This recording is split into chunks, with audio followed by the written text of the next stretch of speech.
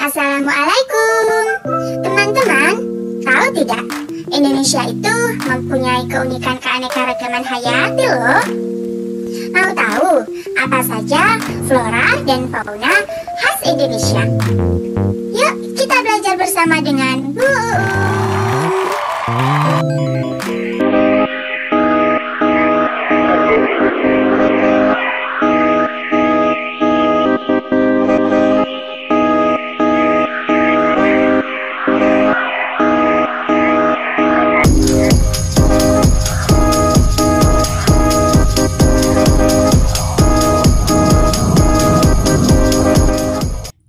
Assalamualaikum warahmatullahi wabarakatuh. Kembali lagi dengan saya yang akan menemani kalian belajar biologi. Pada video sebelumnya, kita telah mempelajari tentang keanekaragaman hayati di dunia. Nah, karena kita adalah orang Indonesia, maka tidak afdal rasanya kalau kita tidak mempelajari dunia kita sendiri, yakni Indonesia. Maka, di video kali ini, kita akan mempelajari tentang keanekaragaman hayati yang ada di Indonesia. Oke, sebelum kita melanjutkan pelajaran keanekaragaman hayati di Indonesia ini, seperti biasanya kita akan berdoa dulu menurut kepercayaan masing-masing. Berdoa dimulai. Berdoa selesai. Oke, untuk mempersingkat waktu, maka langsung saja kita mulai pembelajarannya. Ketika kita mempelajari keanekaragaman hayati di Indonesia, maka yang akan kita pelajari adalah keanekaragaman hewan di Indonesia, keanekaragaman tumbuhan di Indonesia, dan juga keanekaragaman fungi di Indonesia, beserta manfaat dari keanekaragaman hayati yang di Indonesia. Oke, sebelum kita lebih lanjut membahas tentang satu persatu dari pokok bahasan ini, maka kita harus tahu dulu bagaimana keadaan negara kita, Indonesia. Nah, di sini adalah peta dari Indonesia. Indonesia merupakan negara kepulauan yang disebut dengan Nusantara. Secara geografis, Indonesia berada pada koordinat 6 derajat lintang utara sampai 11 derajat lintang selatan, dan 95 derajat bentang timur sampai 140 derajat bentang timur. Nah, dari posisi tersebut, maka Indonesia itu berada di daerah beriklim tropis dan dilewati oleh garis khatulistiwa. Oke, itu dia letak geografis Indonesia. Kemudian, jika kita lihat dari sini, maka Indonesia itu berada di antara dua sirkum. Ya, di antara dua rangkaian pegunungan muda, yaitu Sirkum Pasifik dan juga Sirkum Mediterania. Lalu, apa ya yang namanya sirkum itu? Jadi, sirkum itu adalah pegunungan-pegunungan yang membentuk sebuah rangkaian dengan cakupan yang sangat luas. Itu dia disebut sirkum. Nah, dari keadaan inilah, maka Indonesia itu memiliki banyak pegunungan berapi. Di sini dikatakan bahwa Indonesia terdiri atas 140 gunung vulkanik dan non-vulkanik. Nah, dari beberapa keadaan Indonesia ini, maka ini juga menjadi keistimewaan bagi Indonesia karena ada keunikan dari biodiversitas yang ada di Indonesia itu sendiri. Nah, ini dia biodiversitas dari Indonesia. Ada apa saja ya? Kita lihat. Ada 480 spesies terumbu karang. Kemudian ada 1.400 spesies air tawar, ada 511 spesies reptil, kemudian ada 270 spesies amfibi yang ini merupakan urutan ke-6 di dunia, ada 1.531 spesies burung yang merupakan urutan ke-5 di dunia, ada 515 spesies mamalia yang merupakan urutan ke-3 terbesar di dunia, ada 240 tanaman langka yang merupakan urutan pertama di dunia. Ada juga 2.827 spesies invertebrata dan juga ada 120 spesies kupu-kupu. Itu dia biodiversitas dari Indonesia kita tercinta. Lalu bagaimana ya penjabaran antara hewan dan tumbuhan yang ada di Indonesia? Mari kita cari tahu dengan belajar bersama. Kita mulai dari yang pertama, yaitu keanekaragaman hewan di Indonesia. Kalau kalian masih ingat, ketika kita membicarakan tentang keanekaragaman hewan, maka kita mempelajari tentang zoogeografi atau pembagian wilayah dari hewan. Nah, zoogeografi sendiri kemarin didasarkan atas pembagian dari Wallace, ya. Nah, kalau kita lihat, Indonesia itu berada di dua benua, di antara dua benua, yaitu benua Asia dan juga benua Australia. Nah, karena itulah maka di Indonesia itu ada dua wilayah pembagian untuk hewan, yaitu wilayah barat yang merupakan zonasi dari oriental dan wilayah timur yang merupakan zonasi dari zona Australia. Untuk lebih jelasnya seperti ini, ya. Jadi, menurut Wallace, Indonesia itu terbagi menjadi dua wilayah fauna, yaitu wilayah bagian timur dan juga wilayah bagian barat. Kalau saya gambarkan, garis Wallace itu seperti ini. Nah, dari sini ke sini. Ini adalah wilayah pembagian untuk hewan menurut Wallace. Nah, ternyata pada tahun 1919 ada ilmuwan Jerman yaitu Max Wilhelm Karl Weber yang melakukan sebuah ekspedisi di mana beliau itu menemukan ada hewan invertebrata yang tidak ditemukan di wilayah lainnya. Nah, dari penemuan itulah maka Max Weber ini membagi ada wilayah satu lagi selain dari pembagian wilayah Wallace, yaitu di sini, mulai dari sini sampai ke sini. Nah, ini adalah garis hayal dari Weber yang didasarkan penemuan dari invertebrata yang ada di sini. Nah, oleh karena itu, kalau kita menggabungkan antara garis Wallace dan juga garis Weber, maka Indonesia itu dibagi atas 3 wilayah ya untuk persebaran hewannya, yaitu wilayah bagian barat untuk fauna barat, wilayah tengah untuk fauna peralihan, dan juga wilayah timur untuk fauna timur. Jadi nanti kita membahas 3 fauna ya, fauna bagian timur, fauna bagian peralihan, dan juga fauna bagian barat. Oke, kita mulai dari yang pertama dulu, fauna wilayah barat atau oriental. Nah, di mana fauna wilayah barat ini meliputi wilayah Sumatera, Kalimantan, dan juga Jawa. Lalu apa saja ya fauna yang fauna yang merupakan fauna barat ini?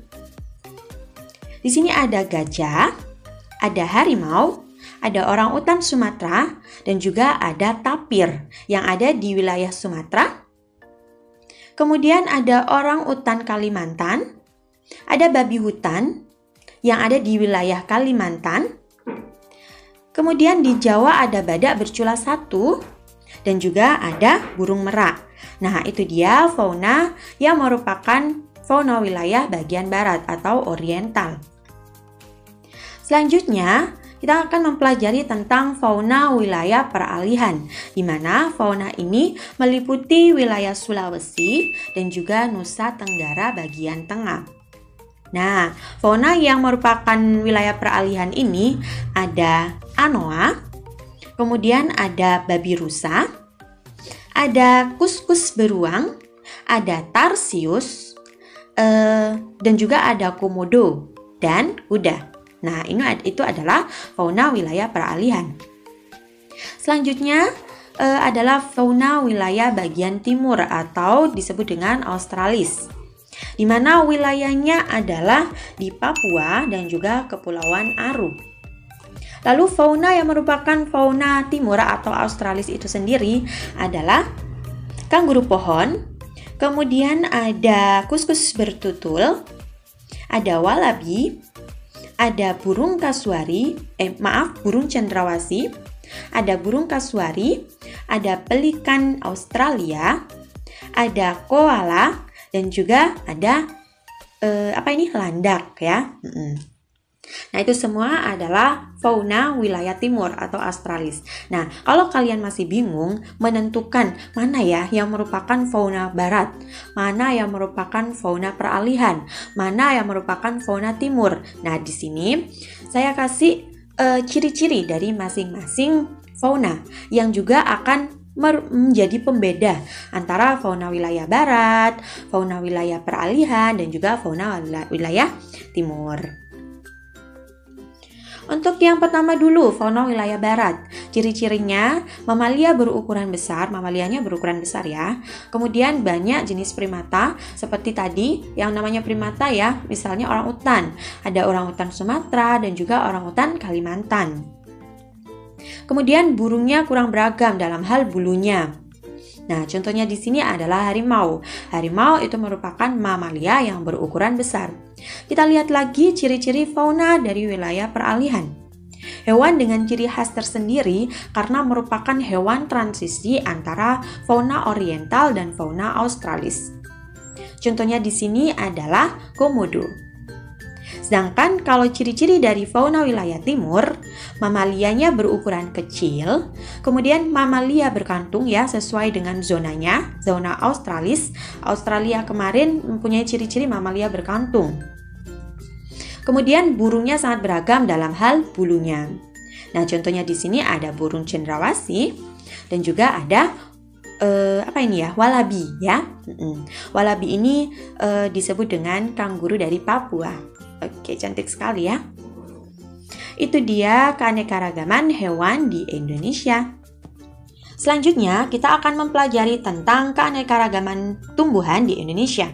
Sama seperti kita mempelajari keanekaragaman hewan tadi, kalau kita masih ingat, keanekaragaman tumbuhan itu didasarkan atas fitogeografinya. Dan fitogeografi itu didasarkan atas bioma yang terbentuk di dalamnya.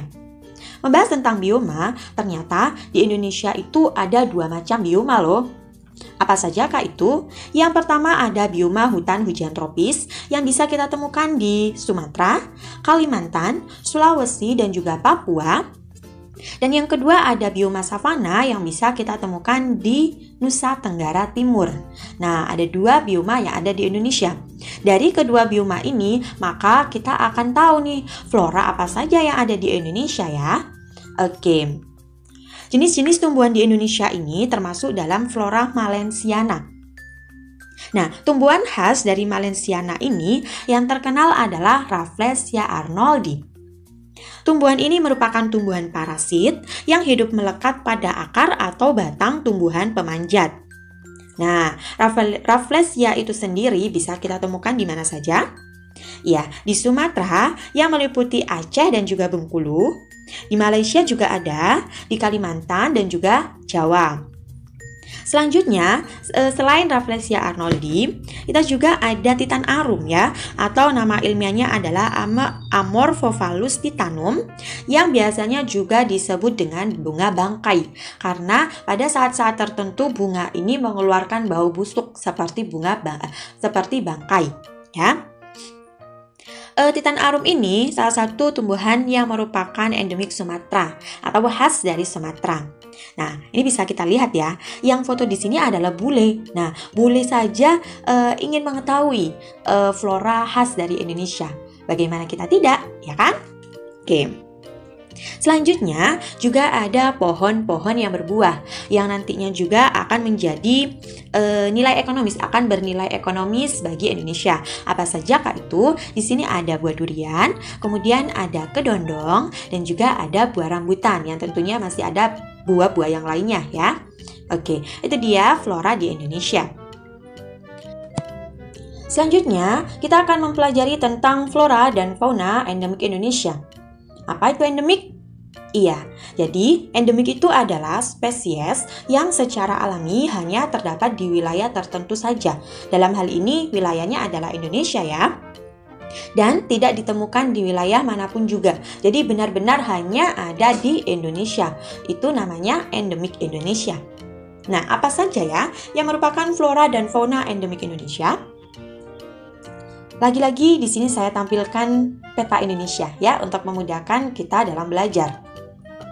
Kita mulai dari Pulau Sumatera dulu ya. Di wilayah Sumatera ada beberapa flora dan fauna endemik, yaitu Titan arum dan juga orangutan Sumatera. Selanjutnya dari Pulau Kalimantan, kita bisa menemukan orangutan Kalimantan dan juga bekantan. Bekantan ini biasanya juga disebut dengan monyet bule atau monyet londo. Londo itu Belanda ya. Nah, dilihat dari apanya? Nih, dilihat dari hidungnya nih. Hidungnya mancung ya, seperti orang Belanda. Ya, karena dulu kan Belanda merupakan penjajah kita ya. Jadi bukan yang disebut itu bukan monyet Amerika atau yang lainnya. Nah, karena Indonesia itu mengenal Belanda gitu. Jadi monyetnya juga disebut dengan monyet londo. Selanjutnya dari Pulau Jawa, kita bisa menemukan sawo kecil, banteng, badak bercula satu, dan juga macan tutul Jawa yang merupakan fauna dan flora endemik dari Pulau Jawa. Selanjutnya ada Bali, di mana fauna endemiknya adalah burung jalak Bali. Nah, cantik ya burung jalak Bali ini. Kemudian di sini ada Lombok.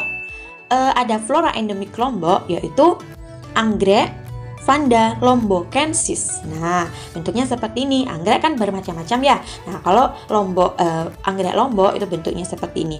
Ada tutul-tutul dan warnanya itu khas. Selanjutnya, di wilayah Nusa Tenggara, kita bisa menemukan komodo dan juga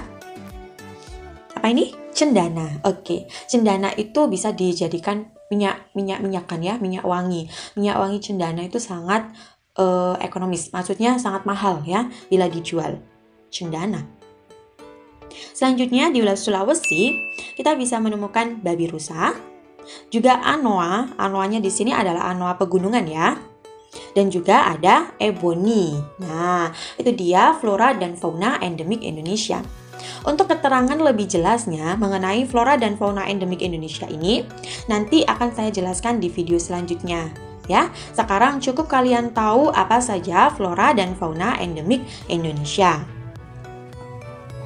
Selanjutnya kita akan mempelajari tentang keanekaragaman fungi di Indonesia. Keanekaragaman fungi ini masih pertama kali kalian dengar ya, karena di keanekaragaman hayati di dunia kemarin tidak ada keanekaragaman fungi. Nah, kenapa di Indonesia ada keanekaragaman fungi?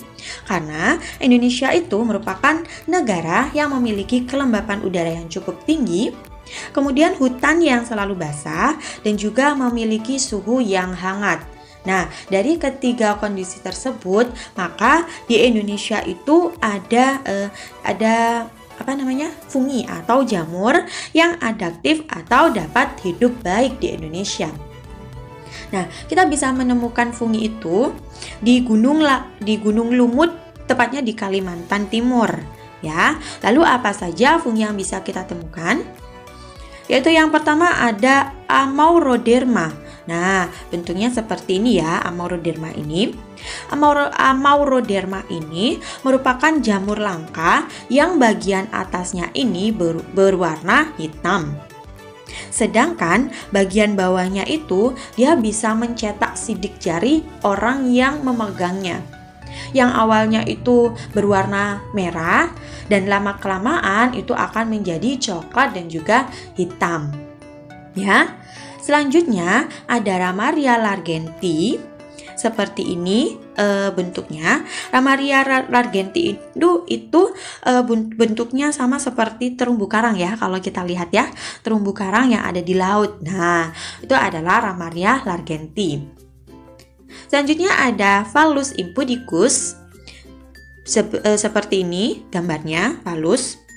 Phallus itu merupakan bentuknya seperti kelambu atau jaring kecil seukuran balon. Nah, uniknya jamur ini itu bisa berwarna merah dan juga bisa berwarna putih, ya. Itu dia Phallus impudicus. Amauroderma, Ramaria largenti, dan Phallus impudicus merupakan fungi yang bisa ditemukan hanya di Indonesia.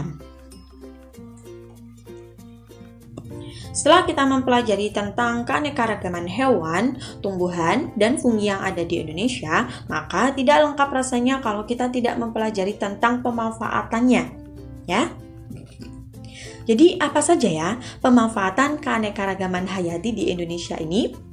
Dilihat dari bidang pangan, keanekaragaman hayati di Indonesia ini bisa dimanfaatkan sebagai sumber makanan pokok seperti misalnya beras, jagung, sagu, dan juga ketela. Kemudian rempah-rempah misalnya seperti pala, cengkeh, merica, ketumbar, dan lain sebagainya. Ada juga dimanfaatkan sebagai bumbu masakan, misalnya seperti bawang merah, bawang putih, jahe, kunyit, dan yang terakhir adalah sumber protein, misalnya sumber protein hewani seperti ikan, daging, dan lain sebagainya ya. Itu dia dari segi pangan. Kemudian pemanfaatan yang kedua dari segi sandang, yaitu menjadi bahan baku kain. Misalnya seperti apa? Dari tumbuhannya nih, ada tumbuhan kapas yang nantinya bisa diolah menjadi kain katun. Kemudian ada dari hewan. Kalau dari hewan ada kulit domba yang bisa dijadikan kain wol ya, yang nanti bisa dijadikan sweater atau yang lain sebagainya. Dan juga ada ulat sutra. Nah, yang bisa dijadikan sebagai kain sutra. Kain sutra ini seperti kainnya orang bangsawan ya. Oke. Selanjutnya ada di bidang papan, yaitu bisa dijadikan sebagai bahan pembuatan bangunan rumah. Nah, contohnya seperti apa? Contohnya seperti kayu jati nih. Nah, kayu jati itu biasanya kan digunakan untuk membuat pohon, maksud saya pintu, kemudian jendela, kemudian juga almari dan perabotan-perabotan kayu lainnya ya. Itu dia. Selanjutnya ada di bidang pengobatan, bisa dijadikan antibiotik alami nih.